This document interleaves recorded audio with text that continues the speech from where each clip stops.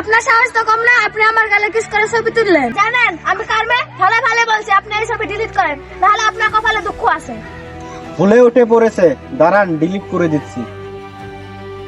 আপনি ডিলিট করবা বলে গ্রুপে পাঠিয়ে দিলেন।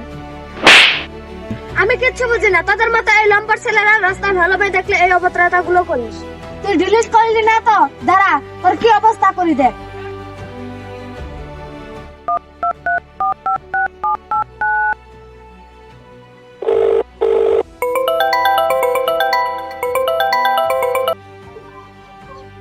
হ্যালো, আব্বু তুমি কোথায়?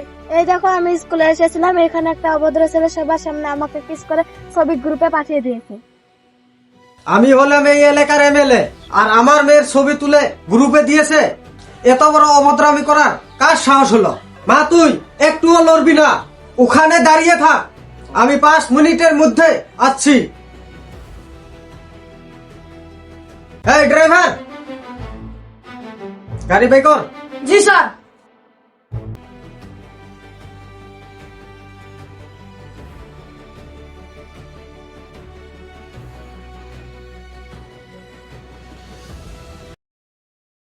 না না না, এটা আমি কোনোদিনও মানবো না। রাস্তার একটা সাধারণ ছেলের এত বড় সাহস হতেই পারে না। এর পিছনে নিশ্চয়ই বিরোধী দলের হাত রয়েছে।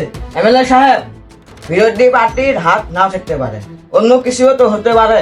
না না, তুই জানিস না, এই বিরোধী পার্টি ছাড়া এই জঘন্য কাজ কেউ করতে পারে না।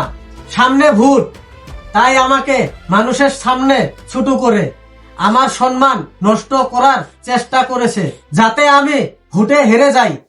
কিন্তু ওরা জানে না মুক্তার কি জিনিস। তাহলে এমএলএ সাহেব এখন কি করব? এখনই আমার মেয়ের সুরক্ষার জন্য সেরা বডিগার্ড সেট করো, যে ছায়ার মতো আমার মেয়ের পাশে থাকবে। আমি এক্ষণে ব্যবস্থা করছি। শোনো মা, তোমার জন্য আমি এমন একটা বডিগার্ড সেট করেছি যে একদম বাঘের বাচ্চা। এর চেয়ে সেরা প্রোটেকশন তোকে কেউ দিতে পারবে না। এই আছেন, বডিগার্ডকে ডেকে নিয়ে আয়।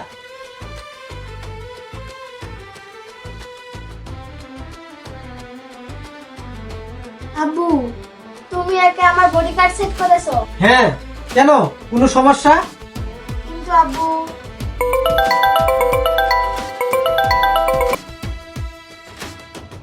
মা, ফোনটা শেষ করে আসছি।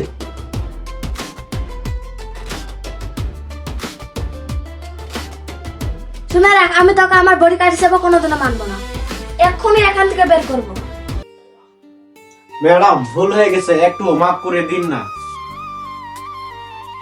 এই যে আমার পা ধরছো কেন? নাটক করছো নাকি?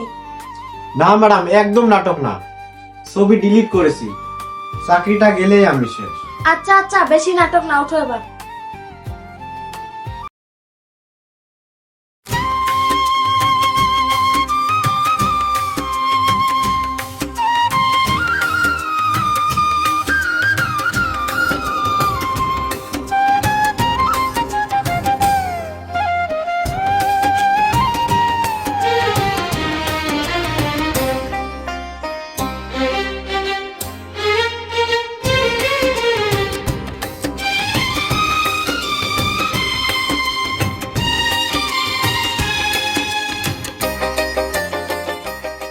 দোকানে ভাই 2টা চিপস দেন।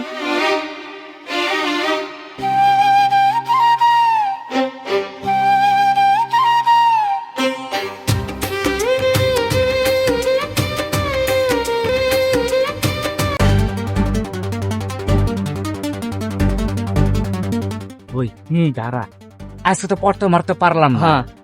হাত জানে আমার কে বাজান করতাস। তাহলে কি করা যায় আজকে? ওই একটা যে মেয়েটা, চল চল ওই জায়গায় যান। চল।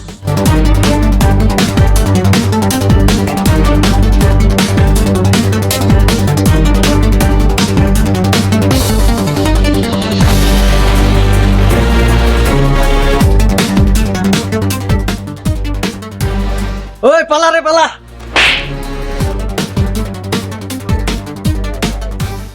ম্যাডাম, আপনি ঠিক আছেন তো? চলুন ম্যাডাম, এখানে থাকা নিরাপদ নয়।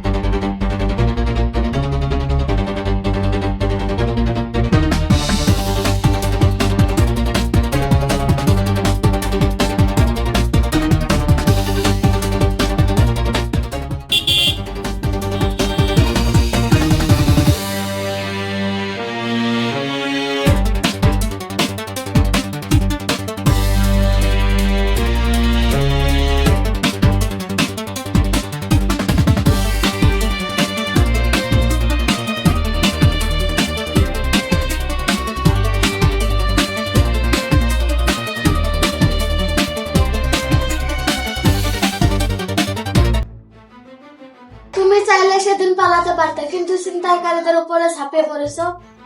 কারণ পালালে কাউকে বাঁচানো সম্ভব না।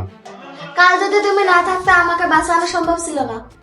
আমি তোমাকে ভুল বুঝেছিলাম, তোমাকে শুধু একজন চাকর ভাবতাম, কিন্তু আজ তোমাকে মানুষ মনে হয়েছে। শাকিল, তুমি কি ব্যথা পেয়েছো? না না ম্যাডাম, এইটা তো আমার কর্তব্য।